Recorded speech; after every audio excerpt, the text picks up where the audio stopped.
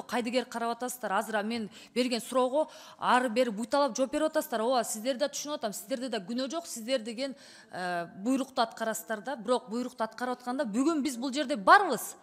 Бирок эртеңки күнү бул жерде болбой калабыз да. Бирок биздин ошол жерде байкебиз, агабыз чыркырап үйсүз отурат. Пенсионерлер, сизде менде балким бир бөлмөдөн болсо да үйүбүз бар да, бирок алардын үйү жок. 20 жыл өзүнүн ден соолугуну, өзүнүн болгон бир акылынычы мамлекетке 20 жыл төктү да, ошого эмне үчүн да бир жүрөк оорутуу менен карабайсыздар. Ошолор башка мамлекеттин жарандары эмес-ко. Алар биздин атабыз, энебиз, балабыз. Ошолор 20 жылдан кийин үйсүз калып атпайбы? Ким? Жолдош генерал. Мен сизге мунучу күйүп кетип айтып атам. Мага кереги жок тескемеңер. Мага вообще 3 жизни керек эмес да, чын айткандачы, сизге да керек эмес.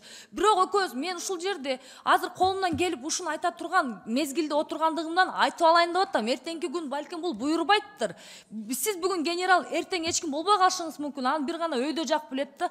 Ошол нерсебизди, азыркы кездеги иштеп аткан нерсебизди биз элге жардамыбызды берип албайлыкпы деп атам. Балким бул убакыт келбейт. Балким сиздин бул жардамыңыз эртеңки күнү келбей калат деген ойду айтып атам.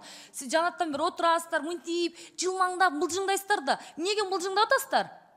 Мен өзүм проблемамды айтып туруп мылжыңдап атам. Эшикте өткөндө келиптир да, могу жердечи бардыгы турат. Барыңыздардын атаңыздар да 20 жыл мындайча жаман сөз айткандачы, эшекче байкуштарды иштеткен да, өзүм да иштегем да 12 жыл.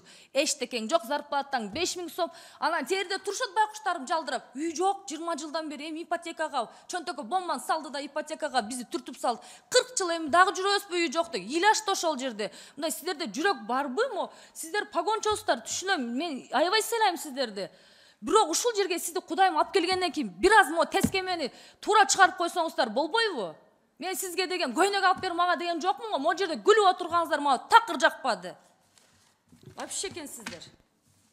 Бирөөңүздөр даяр эмессиздер. Бир суроого Айсулайым кече жакында келди. Сизге хорошо, простительно, сиз жакында келдиңиз. А могу тескемени ким чыгарды? Ошону чыкыргыла деп бир жумадан бери могу жерде бүт депутаттар сайрап атат.